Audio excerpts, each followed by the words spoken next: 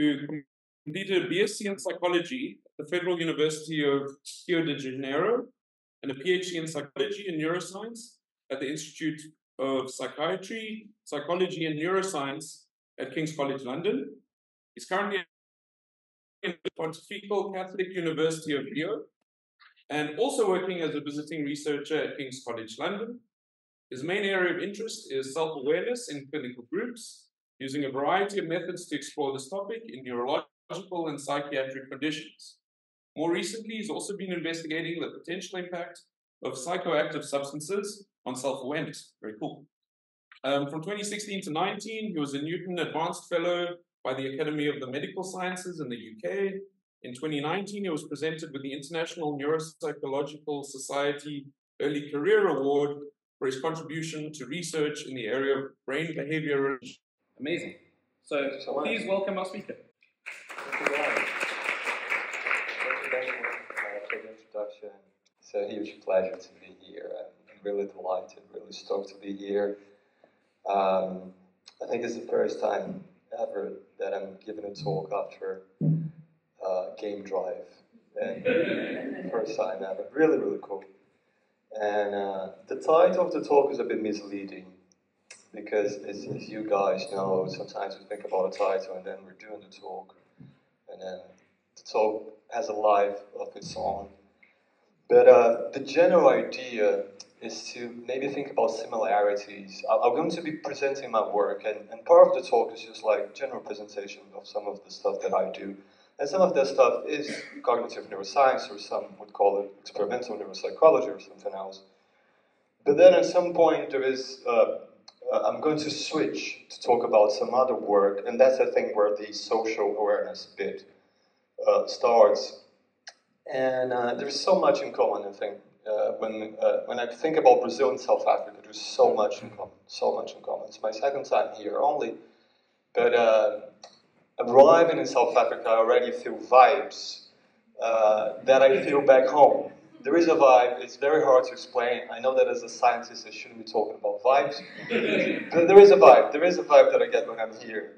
And there are many similarities in terms of like rich countries with deep inequalities, history of racial tension. There is a lot, I think, that we can learn from each other. So I really hope that this meeting is also an opportunity to know more about your work and to collaborate with colleagues, not only from South Africa, but from other regions as well. So I work with self-awareness, and what is self-awareness? That's a classic question. And a canonical definition is the capacity, the ability to put yourself as the object of awareness. And most of my work was done in the context of clinical populations. And what George Brigatano, who was a leading, a pioneer researcher in this field, described as impaired self-awareness. So that's something fairly common in a number of clinical conditions. In the neurological literature, this is often referred to as anosognosia, lack of awareness about having a disease. In the psychiatric literature, loss of insight. So essentially not having full awareness about yourself, your levels of ability, any morbid changes, characteristics in general, personal characteristics, personality changes, so on and so forth. Most researchers, they believe that their theme of research is the most important one, right? But in my case, it's actually true. It is true. Because self-awareness has been a quest for our species. It's something that maybe is part of the human condition, thinking about yourself, especially at the level that we do, with recursive abilities as we do. And I'm including here two examples from Western and Eastern culture. The Oracle of Delphi, a cradle of Western civilization, Greek culture. You would go there to know about your future, and then you read Know Thyself. So in order to know about your future, you have to know yourself. This is an image from a shrine to Genrikyo Kami, a Japanese deity. It's a god of sight/insight. It's in Fushimi Inari, Kyoto. you have in the Eastern tradition, you have other, I think, philosophies and religious perspectives on self-awareness, Vipassana, for example. So it's something that is very early on, we've been already discussing that and thinking about that. But beyond that, when we think about the implications, there are many. So for instance, ethical implications, considering which species are self-aware and how we should establish relationships with those species. Neurocompromised patients. Can you turn off the machine life support of someone? And this is a very difficult ethical question. Self-awareness may help with that. Machines, devices, self-aware devices, how we're going to establish relationships with these devices.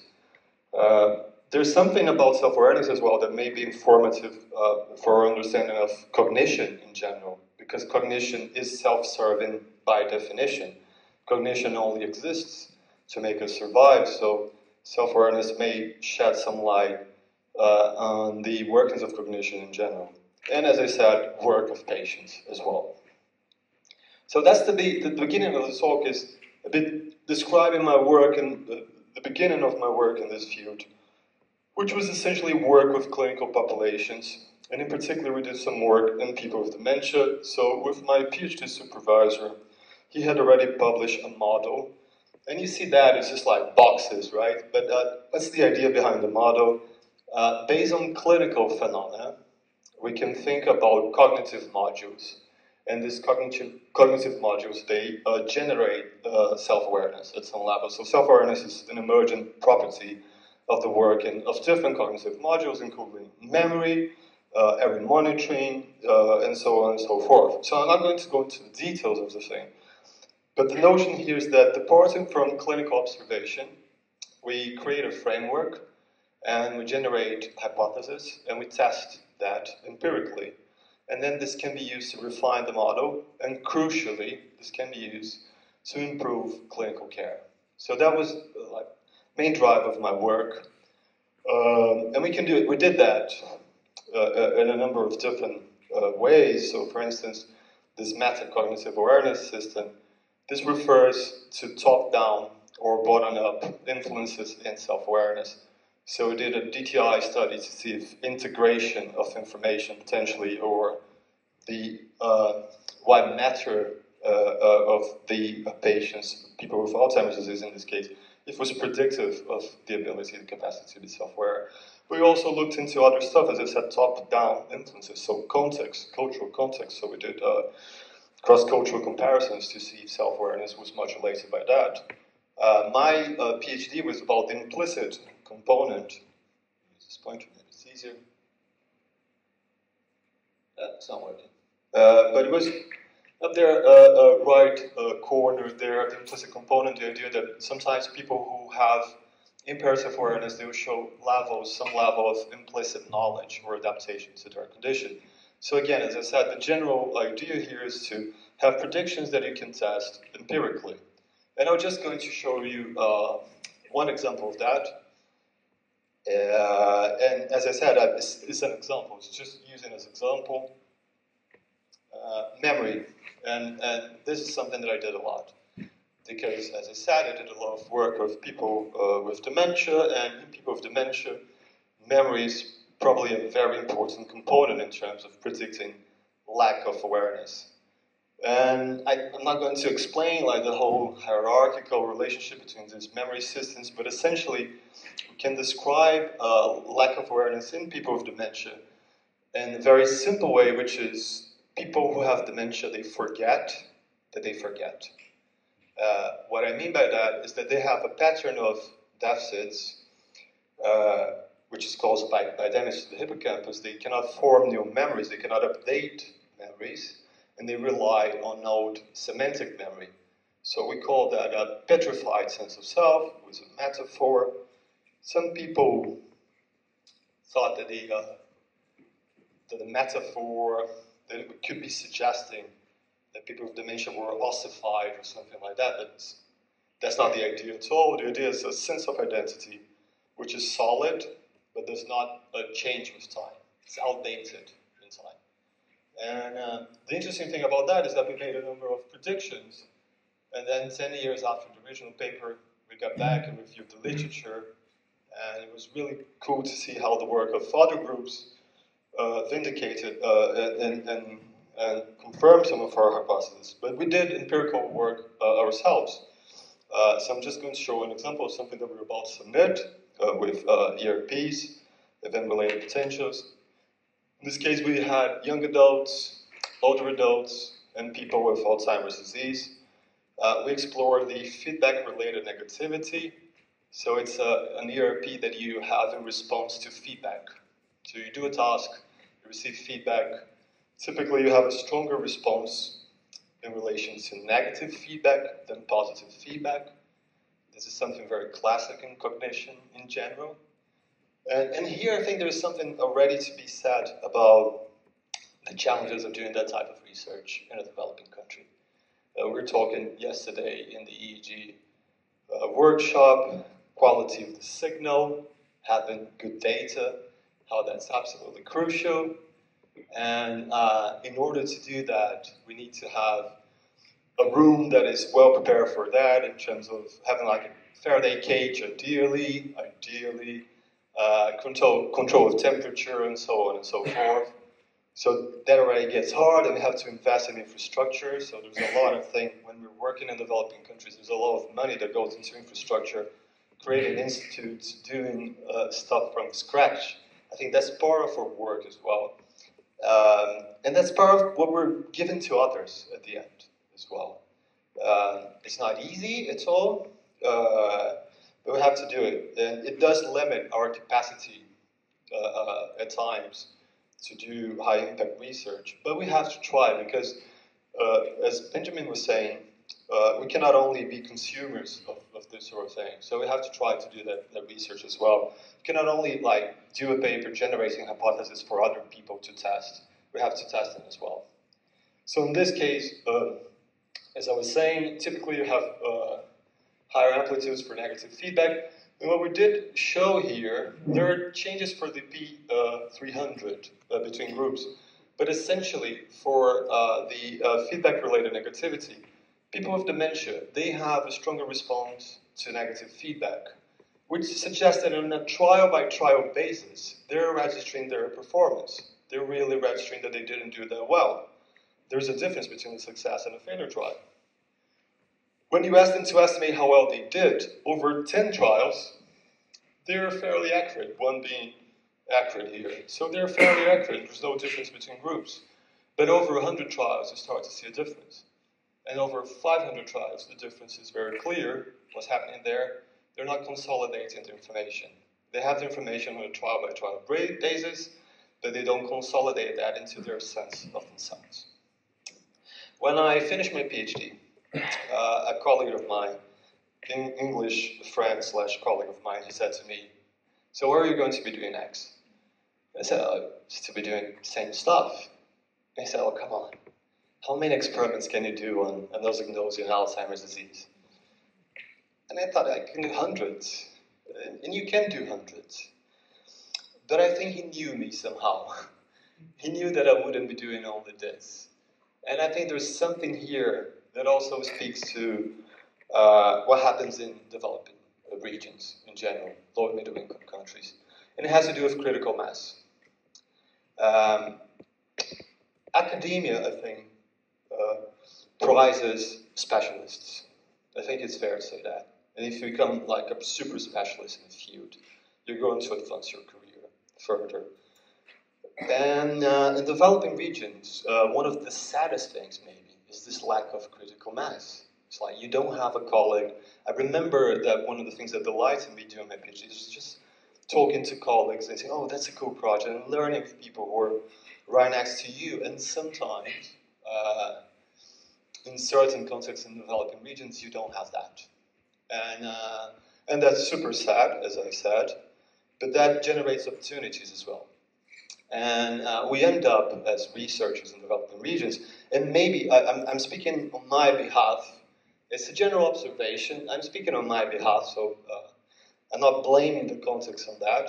And as I said, there's something that is mine in this relationship. So there's something that's like, that's me. I like to explore new things as well.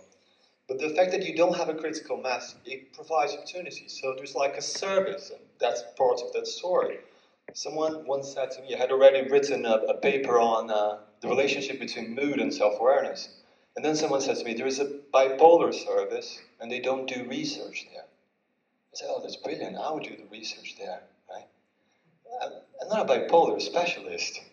And if you do stuff with, let's say, dementia and then bipolar and then something else, you're not a specialist. You may try to think, okay, I'm a specialist in self-awareness, but as I was saying yesterday to some people, there's no such thing. So this is the sort of thing that I believe is contextual. There is space. You try to occupy the space because you'd be ashamed not to, and because you have ideas. So, but that, I think, creates, in terms of our formation, more general researchers, generalists, as opposed to specialists. So something for us to bear in mind, and something maybe for the younger researchers to consider as well. You don't have to be like that, but something to consider. And we did a number of papers on bipolar disorder, so it was like a new chapter, a new thing that I was exploring. Very rewarding. And so essentially we showed how your awareness goes down when you're in mania. It's a very classic thing. And you have increased awareness when you're depressed. This has been discussed a lot. Is it really increased awareness? Is it just like a negative bias in terms of reporting your difficulties or something like that? We're doing now some work on psychopharmacology, trying to explore which medications may have the largest impact in terms of self-awareness. Our preliminary data suggests that antipsychotic medication may have an important role, and that links to dopamine, and we can start creating theories around that. And it's very interesting because there are models now based on functional networks that try to explain why you have this reduction in self-awareness during mania. Essentially, you have a decrease in DMN activity, but you have increases in the salience network and sensory motor network, so you're very connected to the world and you're acting a lot. There is a decrease in your self-reflection as opposed to depression, which maybe you have excessive self-reference. And maybe that's not self-awareness, maybe that's something else. From that, I kept going to different directions, maybe thinking not only in terms of impaired self-awareness, but self-awareness processes. And of course, I started in people with dementia, because that's the stuff that I know the most about. And maybe if you think about these processes, they may feed into, it's a new taxonomy of processes, they may feed into this impaired self-awareness, maybe impairments at those different levels, they may explain self-awareness, impaired self-awareness in a better way. And from there, of course, we can go to other conditions. And again, I realized that I'm drifting. And in this case, I cannot say, oh, I'm drifting because of the contextual conditions. No, there's something clearly that I have pleasure with in doing that. But the fact that I was having contact with different clinical conditions, and I don't think this would have happened if I was working in a more competitive environment, because that's the other side of the story as well. We have a lot of space because we don't have the critical mass, so it is a less competitive environment in a way. People specialize in other academic environments because they have to. If you don't specialize, you don't survive. So I'm thinking about different conditions. Okay, we can take that to different conditions. I'm doing that with colleagues from psychiatry. So can we think about different conditions in which you have those processes of self-awareness impaired? And you can take that beyond, as it was mentioned. I'm now doing work with psychoactive substances as well, because there's an interesting frontier. It's something that I find fascinating. We did work with a South African colleague on evolutionary perspectives and trying to think how self-awareness emerges across species. What is the course of evolutionary development of that? And what is the difference between self-awareness in certain species and in ourselves? So I could be doing that my whole life. I wouldn't be doing only experiments now. Clearly, as you can see, I'm drifting to other things. But there was something that happened that kind of changed. It's already diverse enough what I'm doing. But then there was another story that started a few years ago. And it started in a very unlikely way. We got some funding from the Economic and Social Research Council to do dementia summer school in Rio. Very appealing to international researchers, right? So, okay, we're inviting people, and I'm thinking about who I'm inviting, and I have the money. And I think it was the first money that I got after I received a permanent position. So I was super excited, inviting my colleagues from abroad.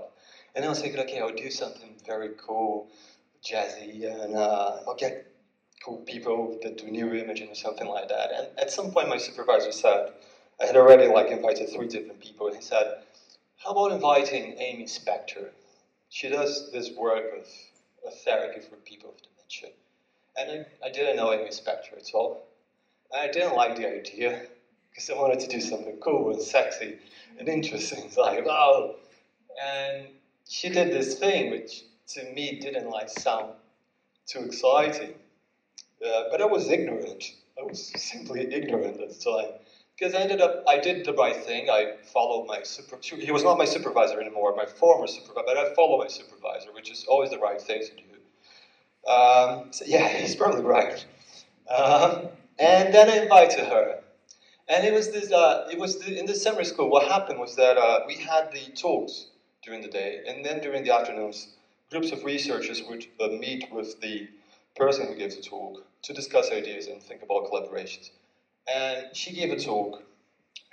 None of the other speakers, the cool stuff, none of the other speakers, they were as appealing as she was in terms of researchers and the general public as well, saying to us, oh, this is important. There's no treatment, because she had a psychosocial treatment for people with dementia. There's no validated treatment for people with dementia in Brazil. And it was not the type of thing that I would do. It was not the type of thing that I was interested in doing. But then people were saying, this is really important, you should do it. And then we read a lot about stakeholder engagement and all that. But can we really do it? So she created this therapy that today there is a lot of evidence for this intervention. A lot of evidence. It's cost effective. It works. It's recommended by Alzheimer's Disease International. It's recommended by the NICE guidelines in the UK. It's implemented in all memory clinics in the UK these days. So it's something that's super successful. And once we had her in Brazil, we thought, okay, we have to do it. We have to. It's not a matter of whether I like it or not. I have to do that because it needs to be done. And people are actually saying to me that it needs to be done. So we did it. We got funding to do it. And we published a series of papers. From the point of view of publishing, doing a clinical trial is horrible. It's horrible. I spent 3 years working on this. We have 4 papers, and there is a 5th coming out with the neuroimaging data. It was a lot of work, So if you're just thinking about papers, it's not worth it. But it's not about that. It's not about that at all. So essentially, we adapted that to Brazil. We did the randomized control trial. We collected qualitative data. I had never worked with qualitative data before. So we're now doing interviews and learning how to deal with qualitative data. I even managed to include some sort of self-awareness thing as well, saying, oh, let's explore metacognition. Let's see if people improve the awareness of their cognitive abilities, and they do. The results of that is that after that work, we were able to do even bolder stuff. We applied for another grant. We got a considerable grant from the Medical Research Council to test CST across different countries. And a low-income country, Tanzania, lower medium-income country, India, and higher medium-income country, Brazil. And it was a shame that the pandemic hit in the middle of the project, but we did learn a lot from this project in terms of implementation of a therapy. And then by then, I was going to workshops on implementation science, which is something that I never planned. It's not something that I wanted to do, but it sounded to me like the right thing to do. And we ended up doing that. And that's the bit on social awareness. I'm not saying that you should do it, and I'm not suggesting that that's like an interesting pathway. I'm just saying that it's easier when you're working in a developing region. It's easier to actually realize the social needs. They're right in front of you every day. We go out and we see what's happening. So if you're minimally socially aware, you're going to think, well, I'm in a position that to do something about that. Because in such regions, it's very uncommon for people to have PhDs to begin with. So we carried on with this work. And the result of all that is that now the Ministry of Health is thinking about implementing that, and they did a public thing asking people, shall we try to implement that? And we got funding from the Ministry of Health, like last month we had news, to try to test that in different services of the National Health Service in Brazil. And it's like, I would never predict that as a development of my career at all. And when I look at that, I think that's really rewarding. And I could be doing, unlike my colleagues, I could be doing hundreds of experiments on anosognosia and Alzheimer's disease, but somehow this got into the way and it became work that was relevant. And funnily enough, this led me back to awareness as well, because one of the things that we realized was that it's very, I think, tough to explore self-awareness when you're in a context in which awareness, global awareness about something is reduced. So how can you expect someone who has a condition to know about the condition if general knowledge about the condition is reduced in your country? So one of the things that we did, we developed a dementia awareness course for caregivers of people with dementia, which was, again, something unexpected. So it took us back to self-awareness, or awareness in general, in this case, social awareness. And also working, this was something that would never happen with my previous work, actually writing something for ADI on how to help people in denial of their condition. And again, this is a paper that will have 0 citations, because it's not even a paper, it's a chapter in the World Alzheimer's Report. So in terms of the actual impact, and I think that's one of the ideas here as well, there's a gap between scientific impact and social impact. And sometimes the work, ideally you want to have both, right? Ideally you want to have both. But sometimes the work that you have, that's going to have most social impact is going to have the least scientific impact. And I think that's the example. That was something that was written. They said to us, write in lay terms, use lay terms, language that a caregiver could understand, potentially a person with dementia could understand as well. Clinicians can understand that.